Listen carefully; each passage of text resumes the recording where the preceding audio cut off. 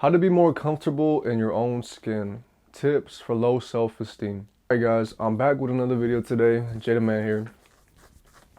And today I'm talking about some tips to raise your self-esteem, to have a better self-worth, and feel better about yourself in general if these are things that you struggle with. And these are things that are more common than you think. And these are all things that I struggled with when I was younger, which is why I want to talk about it today and tell you some of the things that I've learned and some of the things that have worked for me. Now, with that being said, let's get right into the video. All right, guys, so my first talking point slash tip is more of like a paradigm shift, more of a realization that I want you to have. Now, guys, what I want you to realize is when you got low self-esteem and like you have a low self-image about yourself, you may tend to pedestalize people, pedestalize certain friendships, pedestalize certain relationships, especially when you're young. And what happens when these certain relationships don't work out? Because most of the time, when you have low self-esteem, you over pedestalize people when you look at them with these like rose-colored glasses, thinking they're like perfect, getting addicted even sometimes to their validation. This is something that I struggled with when I was younger. I would get with girls a lot and do things with them because I loved the validation. But when you have low self-esteem and the validation is taken away, your self-worth takes a hit. You start thinking that you're not enough simply because you don't have this person in your life. You start thinking that you're not enough simply because this friendship didn't work out or things like this, right?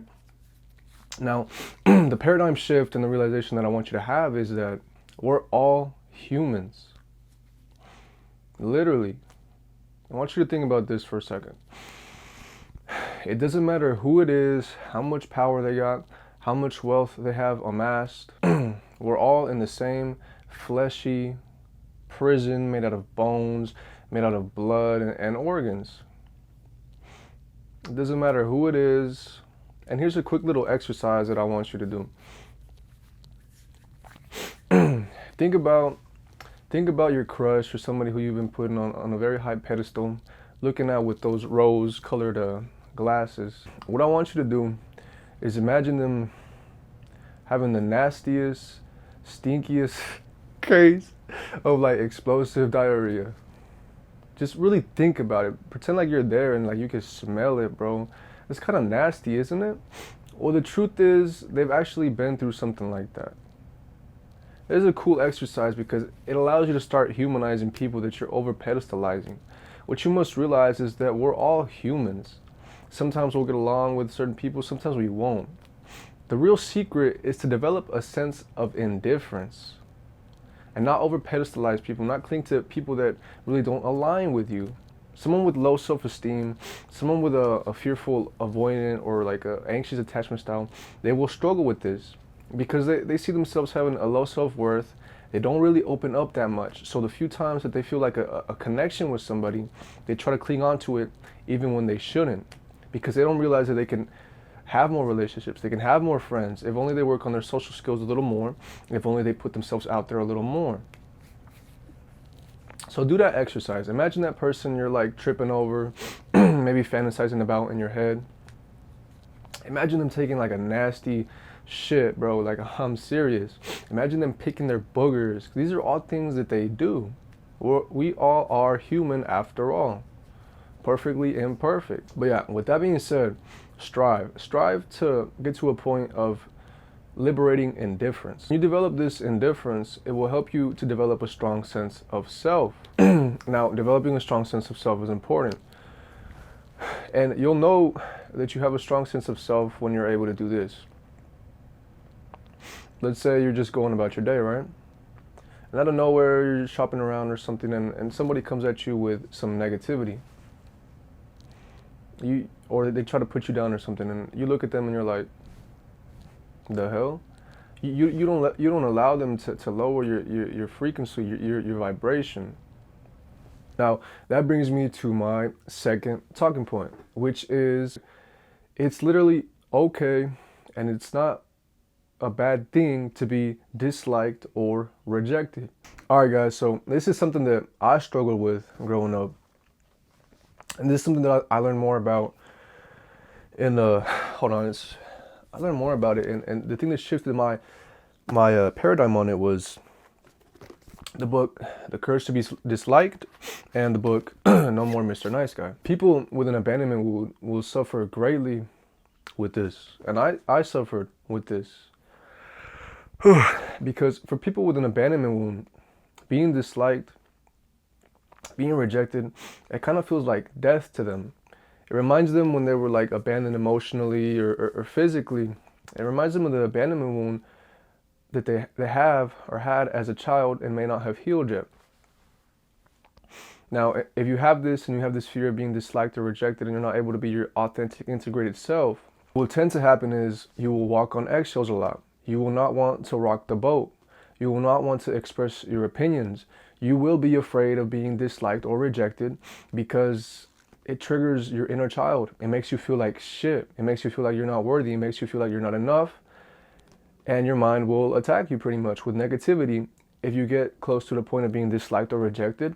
Or you may become very like observant. If you're in a relationship with a girl or something, right? And you're a fearful, avoidant, or you have these abandonment wounds, what you may do is analyze everything, looking for those subtle signs of interest going away, looking for those subtle signs that you may get abandoned or rejected again, preparing yourself for something that has not even happened. It puts you in this state of stress and anxiety, guys. It really sucks, honestly. That's why I wanted to bring up this talking point. It's okay to be disliked or rejected. And I made a whole separate video on this the other day. You could go to my channel and check it out, but I want to just say a few quick points on this. It's okay, guys, and it's normal. I just want you to realize that it doesn't lower your self-worth if a certain relationship didn't work out. It doesn't lower your self-worth if you weren't able to do certain things with this person or have that certain friendship that you imagined. It does not lower your self-worth. You are still worthy. You are still enough.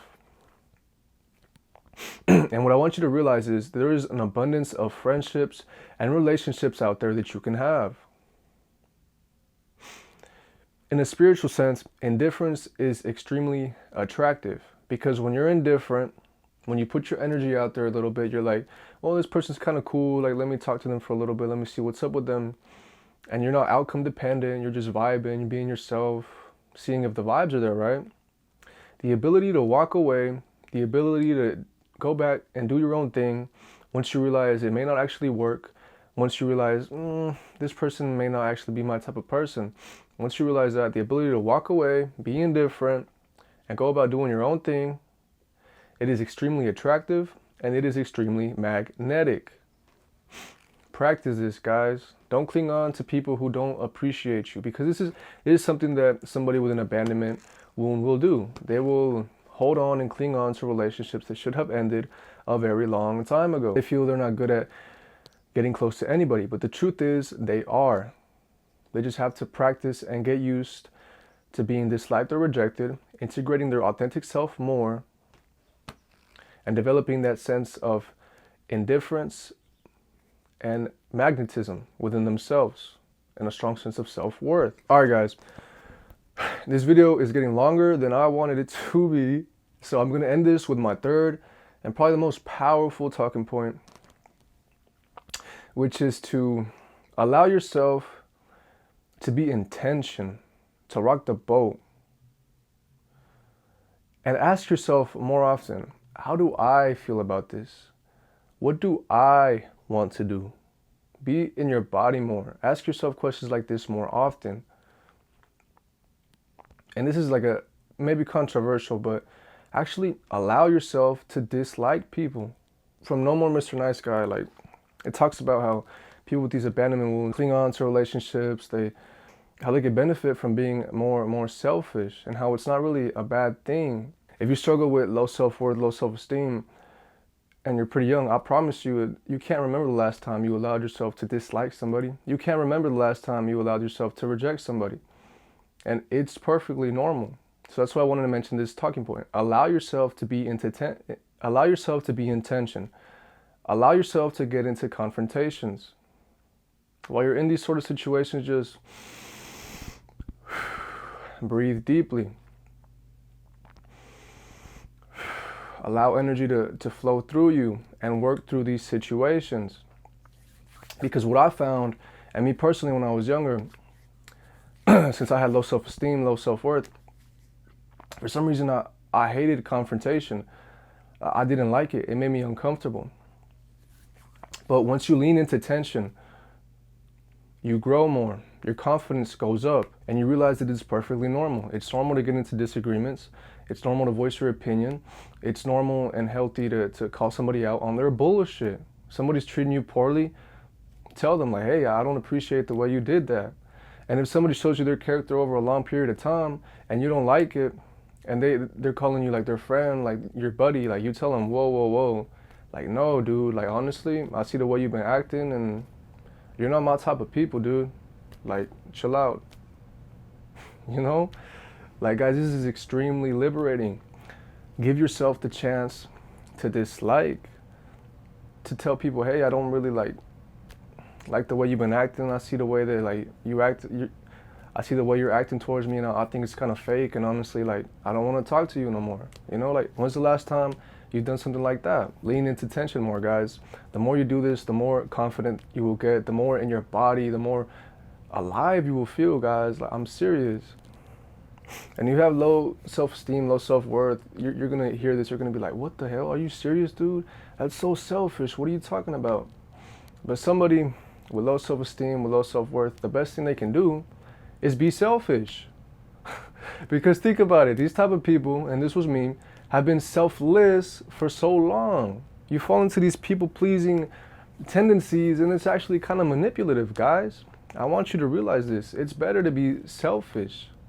Literally. And this is talked about in No More Mr. Nice Guy. Like, I'm not telling you to go out there and be an asshole, guys, but have a strong sense of self-worth. It's healthy and okay to be a bit selfish. But yeah, guys, this video was not scripted. Just a few talking points that I had. Oh, I've been feeling like we're getting in the flow state more. I was supposed to work today. I got my work shirt on, but it was like too wet. It was raining or whatever, so I decided I just want to make a nice quick little video, something with some value, something I was excited to make. I might shoot another video after this, who knows, but yeah, guys, with that being said, let those talking points marinate in your mind. Thank you for watching, and I will see you on the next one.